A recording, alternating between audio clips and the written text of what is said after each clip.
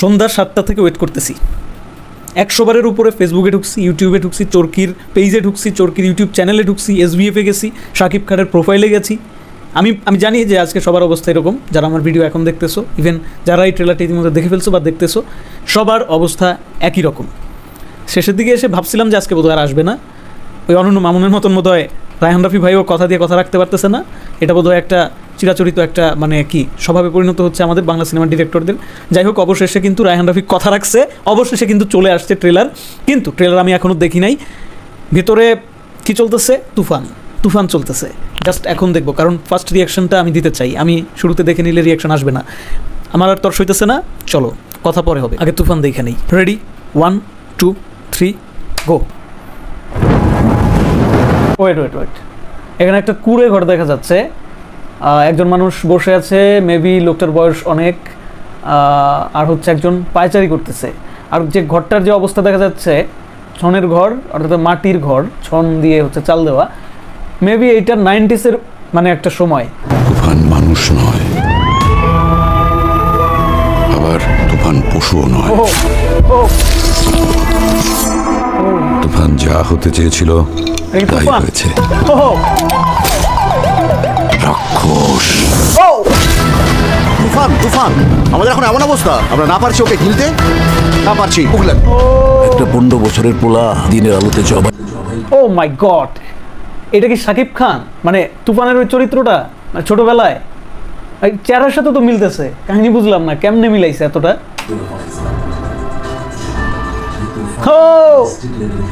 ও মিশা সওদাগর, জোশ কিন্তু। এই তুই কি ডারে? কিন্তু বাশির ভাই জানতো না আমি একদিন ন্যাশনাল লেভেল। ওরে কি অ্যাটিটিউড ভাই! তুফান হতে অ্যাটিটিউড লাগে, চোখের দৃষ্টি লাগে, অ্যাকশন স্পিড সব লাগে।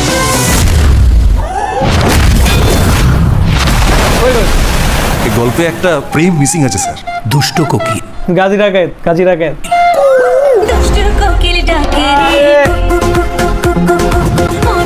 এই গানটা তো আমরা শুনি নাই, আমরা দুইটা গান শুনছি। একটা হচ্ছে ওই যে টাইটেল ট্র্যাক, আর একটা হচ্ছে উড়াধুরা গানটা কই, বাট এই গানটা আলাদা, এটা তো আসেই নাই এখনো ভাই। ও আমার কোনো মানুষ ভালো লাগে না, কিন্তু তোমারই ভালো লাগে। ওরে কি লুক রে! তুমি পড়ি। এই কথাটা আগে কতজনকে বলেছেন? ফাইটটা কিন্তু তুমি সেই রকম করছো। ওয়েট, ওই ডায়লগটা আমার ভালো লাগছে। আমার কোনো মানুষ ভালো লাগে না, কিন্তু তোমারই ভালো লাগছে, কারণ তুমি পড়ি। আমার কোনো মানুষ ভালো লাগে না, তোমারে ভালো লাগছে কারণ তুমি পড়ি। জোস। এই কথাটা আগে কতজনকে বলেছেন? ফাইটটা কিন্তু তুমি সেই রকম করছো। ওয়েট, একটা বিষয় আমি বুঝলাম না। এখানে কিন্তু শাকিব খানের দুইটা রূপ দেখা যাচ্ছে।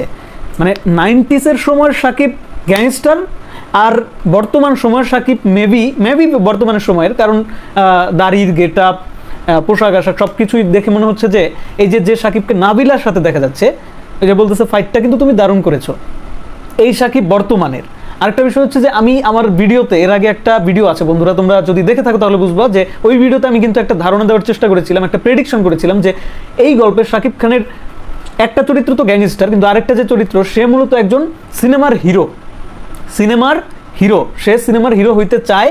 সে ঢাকাতে অথবা মানে কলকাতা যে কোনো জায়গায় যেখানে হচ্ছে সিনেমা রিলেটেড ব্যাপার-স্যাপার, মানে FDC কেন্দ্রিক এই ধরনের কিছু, সে হচ্ছে অনেক স্ট্রাগল করে, ঘোরাফেরা করে, কোনো সিনেমায় চান্স পায় না, কিন্তু শেষমেশ একটা সিনেমায় সে সুযোগ পাবে।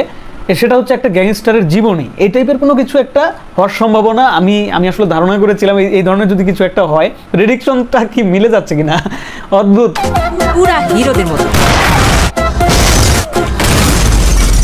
জমে উঠেছে।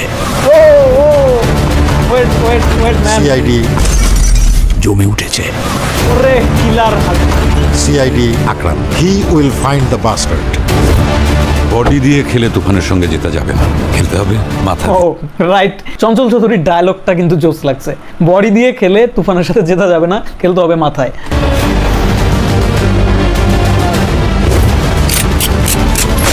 তুফান পোষ মানে না। ও শিট ম্যান, যে ডায়লগগুলা এ পর্যন্ত যতগুলা ডায়লগ আমি শুনলাম, বন্ধুরা তোমরা শুনতেছো তো, ডায়লগগুলা প্রত্যেকটা মনে রাখা। পোষ মানা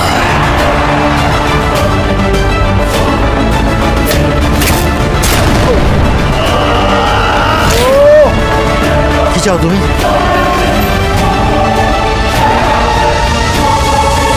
পুরা দেশ। ও এই জায়গাটাতে শাকিব খানের কি এক্সপ্রেশন, কথা বলার কি ভঙ্গিমা, তাকানো, সব কিছু মিলিয়ে পুরো আগুন, সোজা কথা আগুন।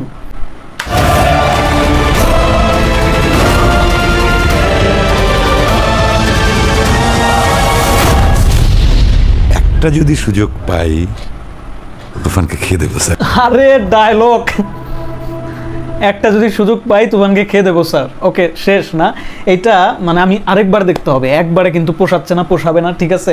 আবার না দেখলে মজাটা পাবো না, রিয়াল ফিলটা আসলে আসতেছে না। এখন আমি একটু ব্রেকডাউন করবো, ঠিক আছে? শুরুতে আমরা কি দেখতেছি, এখানে একটা কুঁড়ে ঘর দেখে বোঝা যাচ্ছে এটা পূর্বের কোনো এক সময়ের কাহিনী, এটা কখনোই বর্তমান সময়ের কাহিনী না, কারণ 2024 সালে মানুষ কিন্তু এই ধরনের ঘরে, সে যতই নিম্ন মধ্যবিত্ত গরিব মানুষ হোক, নিম্নে হচ্ছে টিনের ঘর তো অবশ্যই তো থাকবে, হ্যাঁ, তাই অন্তত এরকম থাকে, হয়তো কয়েকটা এলাকাতে থাকতে পারে, বাট বেশিরভাগ মানুষই কিন্তু এখন এর থেকে একটু উন্নত মানের ঘরে থাকে আর কি। আচ্ছা, যাই হোক, এখানে দেখা যাচ্ছে একটা লোক পায়চারি করতেছে এবং একটা লোক বসে আছে, মানে দুইজনই খুব চিন্তার মধ্যে আছে, একটা কিছু হচ্ছে ভিতরে, ঘরের ভিতরে কি হচ্ছে, মেবি তুফানের জন্ম হচ্ছে, এরকম কিছু হতে পারে। ব্যাকগ্রাউন্ড ভয়েসটা কার? চঞ্চল চৌধুরীর সাম্রাজ্য, তুফানের সাম্রাজ্য দেখলাম এক ঝলকে। আর এখানে দেখা যাচ্ছে ছোটবেলা থেকে এই তুফান ক্যারেক্টারটা যে সমস্ত কর্মকাণ্ড করেছে সেগুলো কিন্তু সবই একদম হাইলাইটস হয়ে গেছে, দেশ কাঁপায় দিছে, এরকম কিছু ঘটনা সে আসলে ছোটবেলা থেকে করে তারপর আস্তে আস্তে কিন্তু বিস্তার লাভ করেছে। সেরকমই একটা যে পেপার কাটিং দেখতে পাচ্ছি, পেপার কাটিং, শীর্ষ সন্ত্রাসী তুফানের দখলে সারা দেশ, কিন্তু তার এখানে কিন্তু যে পিকচারটা দেখা যাচ্ছে এটা কিন্তু ছোটবেলার, মেবি না, হ্যাঁ ছোটবেলার একটা পিকচার কিন্তু দেখা যাচ্ছে। তার মানে তার যে রিয়েল পিকচার, যেটা হচ্ছে সে বড় হওয়ার পরে, মানে গ্যাংস্টার হওয়ার পরে, সেই পিকচার কারো কাছে নাই। আর এরকম সত্য ঘটনা কিন্তু বাস্তব ঘটনা কিন্তু আছে বাংলাদেশি গ্যাংস্টারদের মধ্যে অনেকের, আমরা জানি কালা জাহাঙ্গীরের এরকম আছে কিন্তু। যাই হোক, খুবই ইন্টারেস্টিং। এখানে যে বিষয়টা, এটাই বোধহয় তুফান, মেবি এটাই তুফান। কিশোর বয়সে তার হচ্ছে হয়তো আপন কারো উপরে কোনো অন্যায় অবিচার হয়, সে হয়তো আপনজন হারায়, অথবা এমন কিছু একটা হতে পারে তার চোখের সামনে, তারপর থেকে হয়তো বা তার ভেতরের যে একটা পশুরূপ সেটা কিন্তু জাগ্রত হয়।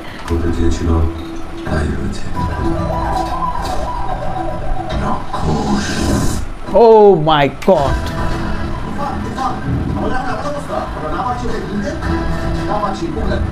একটা 15 বছরের পোলা দিনের আলোতে জবাই করে পাকিস্তান, তুফান একদিন ডিস্ট্রিক্ট লেভেল খেলবে। এই লুকটা, এই যে হাতে মেশিন গান নিয়ে এইভাবে যে ইয়া করলো, মানে সিনেমেটোগ্রাফি আউটস্ট্যান্ডিং। বাংলা সিনেমার ইতিহাসে এই ধরনের সিনেমেটোগ্রাফি সিরিয়াসলি এর আগে কখনো দেখি নাই, আমি কখনোই দেখি নাই। তোমরা বন্ধুরা দেখে থাকলে আমাকে জানাবা যে কোন সিনেমা আছে বাংলাদেশে এর আগে এই ধরনের সিনেমেটোগ্রাফি তোমরা দেখেছো। মানে এটা আসলে বলিউড লেভেল, হলিউড লেভেলে এই ধরনের কাজ আমরা সচরাচর দেখে থাকি, বাট অ্যাট ফার্স্ট টাইম বাংলাদেশে রায়হান রাফি, শাকিব খান, চরকি আলফাই, SBF এটা করে দেখালো। স্যালুট। ও এই জায়গাটুকু ভালো লাগছে, তুই কিডারে বলার সাথে সাথে শাকিব খানের পরিচয়টা এখানে কিন্তু খুব সুন্দরভাবে তুলে ধরা হয়েছে, যে সে মেগা স্টার, সুপারস্টার না, মেগা স্টার।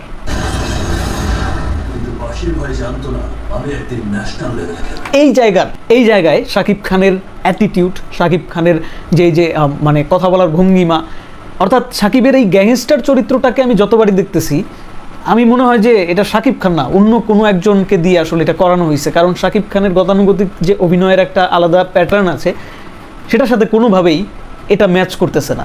যাই হোক, আমার তো এরকমটাই মনে হচ্ছে। তো তোমাদের কাছে কি মনে হয়, এই শাকিবকে কি এর আগে আমরা কখনো দেখেছি?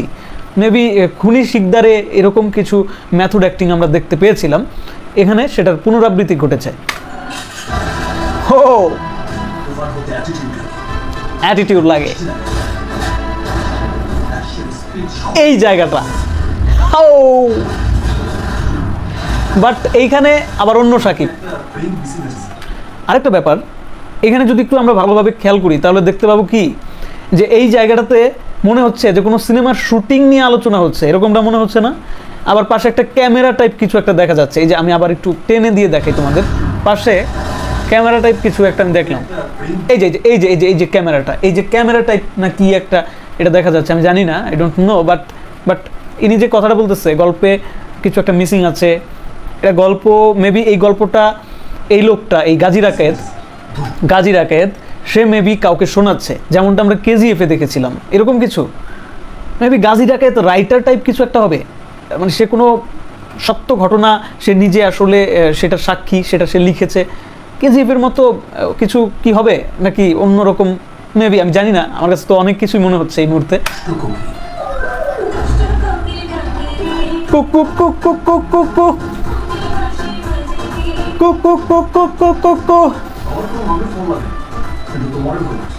এই ডায়লগটা ভাই পুরা জোশ লাগছে। আমার কোনো মানুষ ভালো লাগে না, কিন্তু তোমারও ভালো লাগছে কারণ তুমি পড়ি। এইখানে আবার নাবিলার সাথে যখন শাকিব খানের দেখা যাচ্ছে তখন দেখা যাচ্ছে যে সম্পূর্ণ চেঞ্জ, অর্থাৎ মেবি এইটা বর্তমান সময় আর ওইটা ছিল 90s সেই সময়।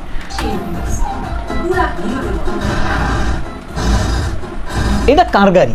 মেবি এটা এই গাড়ির ভিতরে কি তুফান, জানি না। সিনেমা হলে গিয়ে ভাই সিনেমাটা দেখতে হবে ভাই।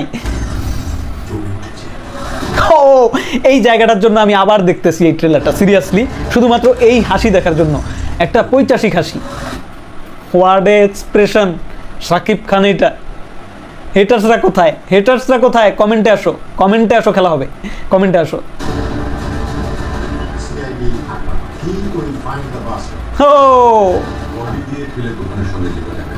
ডায়লগ ভাই, ডায়লগ, সিনেমার প্রতিটা dialogue, each and every dialogue very very markable, মানে মনে রাখার মতো ডায়লগ। একটা সিনেমার ডায়লগ যখন ভালো হয়ে যাবে না তখন সিনেমা এমনিতেই হিট। আমরা আগের সিনেমাগুলোর কথা যদি মনে করি, সেই সমস্ত সিনেমার এক একটা ডায়লগ কিন্তু মানুষের মুখে মুখে থাকতো বহু বছর ধরে। এটা খুলে নিতে হবে, কথা স্পষ্ট শোনা যাচ্ছে না মেবি। বহু বছর ধরে এই ধরনের সিনেমা, এই ধরনের ডায়লগ, এই ধরনের কোনো কিছুই আমরা বাংলা সিনেমায় খুঁজে পাই না, যার জন্য কিন্তু বাংলা সিনেমা কেমন একটা ফিকে হয়ে গেছিল।